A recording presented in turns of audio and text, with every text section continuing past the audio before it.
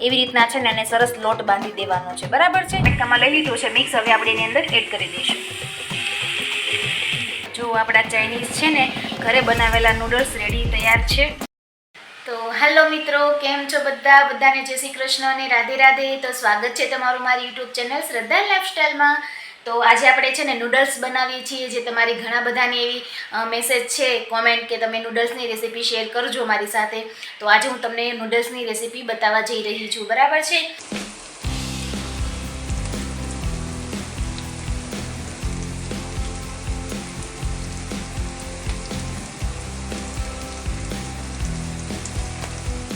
તો આપણે એની અંદર છે ને જુવારનો લોટ લેવાનો છે, અને આ છે ને નૂડલ્સ કોઈ પણ ખાઈ શકે છે। ડાયાબિટીસવાળા, જે લોકોને બીપી છે, જે લોકોને આપણે થાઇરોઇડ છે, અને નાના છોકરા મોટા બધા ઓલમોસ્ટ બધા ખાઈ શકે છે, કેમ કે આપણે એની અંદર ખાલી જુવારનો લોટનો ઉપયોગ કર્યો છે, બરાબર છે। પછી તમે જે રીતના ચાઇનીઝ વઘારો ને એવી રીતના આપણે વઘાર કરી દેવાનો છે। એ વઘાર પણ હું બતાવીશ તમને, તો તમે છેલ્લે સુધી મારી સાથે રહેજો મારી વિડીયોમાં, બરાબર છે। છેલ્લે સુધી વિડીયો જોજો। ચાલો બતાવું। તો જો આ છે ને જુવારનો લોટ છે, ઓનલી જુવારનો લોટ જ છે। મેં આની અંદર કંઈ પણ વસ્તુ એડ નથી કરી। આપણે ખાલી છે ને આની અંદર સ્વાદ અનુસાર મીઠું એડ કરવાનું છે, અને પછી આપણે કેવી રીતના બાજરાનો લોટ આપણે રોટલો કરવા માટે લોટ બાંધીએ એવી રીતના છે ને એને સરસ લોટ બાંધી દેવાનો છે, બરાબર છે। ચાલો હું તો હવે એકલા હાથે શૂટિંગ કરું છું, એટલે મને નથી ફાવતું, એટલે હું તમને લોટ બાંધીને જ બતાવું છું। પણ કઈ રીતના, કેમ કે તમે બધા આપણે ઘરે રોટલો બનાવતા જઈશું એટલે આપણે ખ્યાલ આવી જશે કે આપણે કેવી રીતના લોટ બાંધવાનો છે, બરાબર છે। ચાલો આગળ જોઈએ। જો આપણે સરસ લોટ બાંધી લીધો છે, આટલો ઢીલો રાખવાનો છે સેવ ઉપાડવા માટે, બરાબર છે। હવે આપણે આને 10 થી 15 મિનિટ ઢાંકીને મૂકી દેવાનો છે। જો સેવ છે ને, સેવ બફાવવા માટે છે ને મેં પાણી મૂકી દીધું છે ને, આપણે આવી છે ને જારીવાળી ડીશ લઈ લેવાની છે ને, એમાં છે ને જો મેં આછું છે ને તેલ ચોપડી દીધું છે। હવે આપણે છે ને આ સંચામાં જે લોટ હતો ને એ આપણો ભરી દેવાનો છે, ને પછી આપણે જેમ સેવ પાડીને એમ પાડવાની છે। જુઓ મેં આટલી મોટી જ કાણાવાળી છે ને જાળીનો ઉપયોગ કર્યો છે, તમે નાની જોઈ તો નાની પણ ઉપયોગ કરી શકો આનાથી। તો ચાલો હવે હું બતાવું આગળ કઈ રીતના કરવાનું હોય તે। જો આવી રીતના સેવ પાડીને મૂકી દેવાની છે। એકદમ સીધી સેવ છે ને એવી નહીં પડે, જો આવી છે ને થોડીક આવી ડિઝાઇનવાળી પડશે, કેમ કે જુવારનો લોટ છે ને એટલા માટે, બરોબર છે। હવે આપણે આને છે ને 15 મિનિટ માટે ઢાંકીને મૂકી દેવાનું છે। અને આપણી સેવ સરસ બફાય છે, તો આપણે છે ને થોડુંક શાકભાજી જે કટિંગ છે ને કરવાનું છે એ કરી લઈ। તો આપણે એની અંદર શિમલા મિર્ચ, ડુંગળી, કોબી અને ગાજર લેશું। તમારી પાસે ફણસી હોય તો તમે એડ કરી શકો છો, નાખી શકો છો। અને આદુ મરચાં અને લસણની પેસ્ટ લેવાની છે વઘાર માટે, અને સોયા સોસ અને રેડ આપણે જે પીઝા ટોપિંગ સોસ આવે ને આપણે જે એડ કરવાનો છે, બાકી કોઈ મસાલા એડ નથી કરવાના। અને વિનેગરની જગ્યાએ લીંબુ એડ કરશું। તો ચાલો જોઈએ હવે।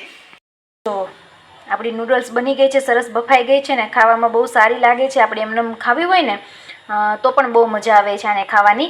અને આ છે ને એકદમ જે ઓલી લાંબી નૂડલ્સ છે ને એવી નહીં થાય, આ થોડાક છે ને કટકા થશે, તો આને ઠારવાની છે। અને બને ને તો એક જ ગૂંચડું પાડવાનું અને બાફી લેવાની। મેં તો એકસાથે આટલી બધી પાડી છે, તો તમારે આવી નથી કરવાની, થોડી તે કરવાની છે, એટલે સરસ થશે। ને જો વઘાર માટે મેં જો કોબી, કાંદા, ગાજર, કેપ્સિકમ, લસણની કટકી લઈ લીધી છે। તો ચાલો હવે હું ડાયરેક્ટ વઘાર જ બતાવીશ, બરાબર। તો જો આપણું તેલ ગરમ આવી ગયું છે, અને આપણે વઘારમાં છે ને પહેલાં તો હિંગ એડ કરી દઈશું। હિંગ, પછી આપણે જે લસણ કટકી કરી હતી ને લસણ,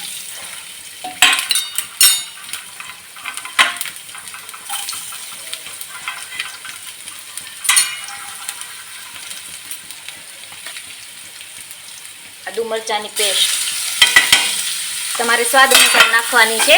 જો બહુ તીખું તમારે ખાવું હોય તો તમે વધારે પણ એડ કરી શકો છો।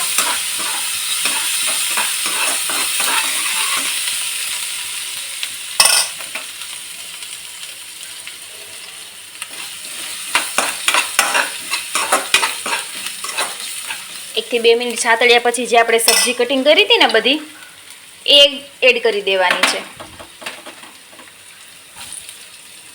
જે લોકો કાંદા લસણ ન ખાતા હોય ને એ લોકોએ નહીં એડ કરવાના।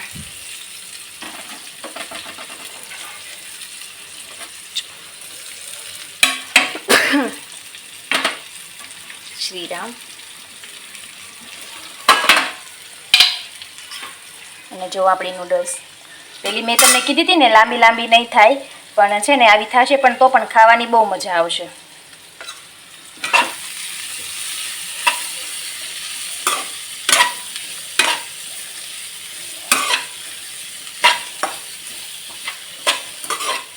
હવે આની અંદર બીજું કાંઈ પણ એડ નથી કરવાનું. આપણે આને છે ને થોડુંક મીઠું સ્વાદ અનુસાર એડ કરીને આપણે એને છે ને બાફા થોડુંક શાકભાજી ચડવા માટે મૂકી દઈશું. અને મીઠું થોડુંક જ એડ કરશું, કેમ કે આપણે જે સોયા સોસ એડ કરીશું ને એમાં ઓલરેડી મીઠું હોય જ છે એટલા માટે. તો ચાલો આમાં ઢાંકી દઈએ. હવે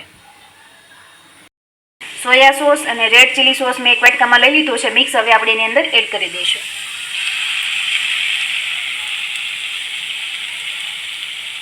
અને પછી થોડીક વાર ચડવા દઈને નૂડલ્સ એડ કરી દઈશું. તો જો આપણા ચાઇનીઝ છે ને ઘરે બનાવેલા નૂડલ્સ રેડી તૈયાર છે અને ટેસ્ટમાં પણ બહુ સારા લાગે છે. તો મિત્રો તમે જરૂરથી ટ્રાય કરજો. આપણે ઘરે બનાવેલા નૂડલ્સ એકદમ હેલ્ધી છે, બાળકો પણ ઇઝીલી ખાઈ શકે છે, મોટા બધા ખાઈ શકે છે અને પચવાની પણ કોઈ સમસ્યા નથી, કેમ કે આરામથી પચી જાય છે.